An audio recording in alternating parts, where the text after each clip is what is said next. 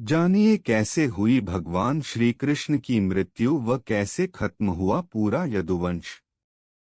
महर्षि वेद व्यास ने महाभारत की कहानी को 18 खंडों में संकलित किया था। युद्ध के पश्चात भी बहुत कुछ ऐसा रह गया जिसके विषय में जानना बहुत जरूरी है। 18 दिन चले महाभारत के युद्ध में रक्तपात के सिवाय कुछ हासिल नहीं हुआ। इस युद्ध में कौरवों के समस्त कुल का नाश हुआ, साथ ही पांचों पांडवों को छोड़कर पांडव कुल के अधिकांश लोग मारे गए। लेकिन इस युद्ध के कारण युद्ध के पश्चात एक और वंश का खात्मा हो गया, वो था श्री कृष्ण जी का यदुवंश। महाभारत कौरवों और पांडवों के बीच हुए युद्ध का वो रूप है जिसने कुरुक्षेत्र की मिट्टी तक लाल कर दी थी। कहा जाता है इस भयंकर युद्ध में इतने लोगों ने अपनी जान गंवाई थी कि आज भी उनके लहू से कुरुक्षेत्र, जहां महाभारत का युद्ध लड़ा गया था, की मिट्टी का रंग लाल ही है। महर्षि वेद व्यास ने महाभारत की कहानी को 18 खंडों में संकलित किया था। कुरुक्षेत्र का युद्ध इस ग्रंथ का सबसे बड़ा भाग है, लेकिन युद्ध के पश्चात भी बहुत कुछ ऐसा रह गया जिसके विषय में जानना बहुत जरूरी है, जिनमें भगवान श्री कृष्ण की मृत्यु और द्वारका के नदी में समा जाने की घटना अत्यंत महत्वपूर्ण है। मौसल पर्व 18 पर्वों में से एक है जो 8 अध्यायों का संकलन है।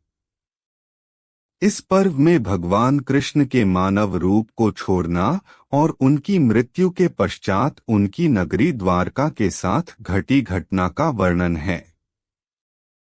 आइए जानते हैं क्या छिपा है मौसल पर्व की कहानी के भीतर। यह घटना कुरुक्षेत्र के युद्ध के 35 साल बाद की है। कृष्ण की द्वारका नगरी बहुत शांत और खुशहाल थी, जहां युवाओं के भीतर चंचलता बड़ी ही सामान्य थी और वे सभी भोगविलास में लिप्त रहते थे। एक बार कृष्ण के पुत्र सांब को एक शरारत सूझी। स्त्री का वेश लेकर वह अपने दोस्तों के साथ ऋषि विश्वामित्र, दुर्वासा, वशिष्ठ और नारद से मिलने गया। वे सभी भगवान श्री कृष्ण के साथ एक औपचारिक बैठक में शामिल होने के लिए द्वारका आए थे। स्त्री के वेश में सांब ने ऋषियों से कहा कि वो गर्भवती है। वे उसे ये बताएं कि उसके गर्भ में बच्चे का लिंग क्या है। उनमें से एक ऋषि ने इस खेल को समझ लिया और क्रोधित होकर सांब को श्राप दिया कि वो लोहे के तीर को जन्म देगा, जिससे उनके कुल और साम्राज्य का विनाश होगा। सांब ने ये सारी घटना उग्रसेन को बताई। उग्रसेन ने सांब से कहा कि वे तांबे के तीर का चूर्ण बनाकर प्रभास नदी में प्रवाहित कर दे, इस तरह उन्हें उस श्राप से छुटकारा मिल जाएगा। सांबा ने सब कुछ उग्रसेन के कहे अनुसार ही किया। साथ ही उग्रसेन ने ये भी आदेश दिया कि यादव राज्य में किसी भी प्रकार की नशीली सामग्रियों का ना तो उत्पादन किया जाएगा और ना ही वितरण। इस घटना के बाद द्वारका के लोगों ने विभिन्न अशुभ संकेतों का अनुभव किया। सुदर्शन चक्र, कृष्ण के शंख, उनके रथ और बलराम के हल का अदृश्य हो जाना, अपराधों और पापों में बढ़ोतरी होना, लाज शर्म जैसी चीजों का समाप्त हो जाना। चारों ओर अपराध, अमानवीयता और पाप का साया था। बुजुर्गों और गुरुओं का असम्मान, निंदा, द्वेष जैसी भावनाओं में उल्लेखनीय बढ़त आदि सब द्वारका के लोगों का जीवन बन गया था। ये सब देखकर भगवान कृष्ण परेशान हो गए और उन्होंने अपनी प्रजा से प्रभास नदी के तट पर जाकर तीर्थ यात्रा कर अपने पापों से मुक्ति पाने को कहा। सभी ने ऐसा ही किया। परंतु जब सभी यादव प्रभास नदी के किनारे पहुंचे तो वहां जाकर सभी मदिरा के नशे में चूर होकर भोगविलास में लिप्त हो गए।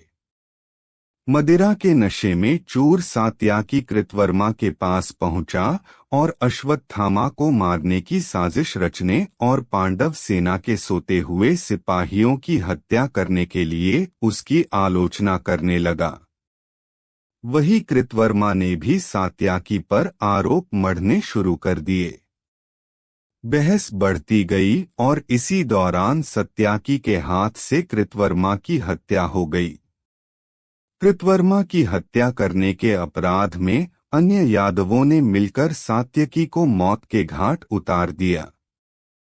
जब कृष्ण को इस बात का पता चला तो वे वहां पर प्रकट हुए और एरका घास को हाथ में उठा लिया। ये घास एक क्षण में परिवर्तित हो गई, जिससे श्री कृष्ण ने दोषियों को सजा दी। मदिरा के नशे में चूर सभी ने घास को अपने हाथ में उठा लिया और सभी के हाथ में मौजूद वो घास लोहे की छड़ बन गई, जिससे सभी लोग आपस में ही भिड़ गए और एक दूसरे को मारने लगे। वभ्रु, दारुक और भगवान कृष्ण के अलावा अन्य सभी लोग मारे गए। यदुवंश के नाश के बाद कृष्ण के ज्येष्ठ भाई बलराम समुद्र तट पर बैठ गए और एकाग्रचित्त होकर परमात्मा में लीन हो गए। इस प्रकार शेषनाग के अवतार बलराम जी ने देह त्यागी और स्वधाम लौट गए। लोहे की छड़ का चूर्ण एक मछली से निगल लिया और वह उसके पेट में जाकर धातु का एक टुकड़ा बन गया। जीरू नामक शिकारी ने उस मछली को पकड़ा और उसके शरीर से निकले धातु के टुकड़े को नुकीला कर तीर का निर्माण किया। कृष्ण वन में बैठे ध्यान में लीन थे। जीरू को लगा वह कोई हिरण है। उसने कृष्ण पर तीर चला दिया, जिससे श्री कृष्ण की मृत्यु हुई। कुछ समय बाद अर्जुन मदद लेकर द्वारका पहुंचे और कृष्ण की मृत्यु की खबर पाकर अत्यंत दुखी हो गए। कृष्ण के जाने के बाद द्वारका में उनकी 16,000 रानियां, कुछ महिलाएं, वृद्ध और बालक की शेष रह गए। वे सभी इंद्रप्रस्थ के लिए रवाना होने लगे। इसके बाद उस क्षेत्र में सभी देवता और स्वर्ग की अप्सराएं, यक्ष, किन्नर, गंधर्व आदि आए और उन्होंने श्री कृष्ण की आराधना की। आराधना के बाद श्री कृष्ण ने अपने नेत्र बंद कर लिए और वे सशरीर ही अपने धाम को लौट गए। महाभारत युद्ध की समाप्ति के बाद जब युधिष्ठिर का राजतिलक हो रहा था, तब कौरवों की माता गांधारी ने महाभारत युद्ध के लिए श्री कृष्ण को दोषी ठहराते हुए श्राप दिया कि जिस प्रकार कौरवों के वंश का नाश हुआ है, ठीक उसी प्रकार यदुवंश का भी नाश होगा।